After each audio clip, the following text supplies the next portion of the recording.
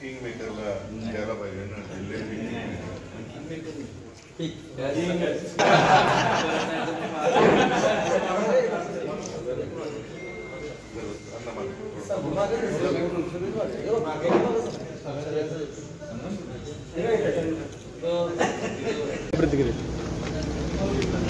आज कालच कराड उत्तर विधानसभा मतदारसंघाचा निकाल लागला आणि खरं तरी या विधानसभेच्या इलेक्शनमध्ये पहिल्या दिवसापासून अतिशय ताकदीनं महाराज या ठिकाणी पाठीशी राहिले.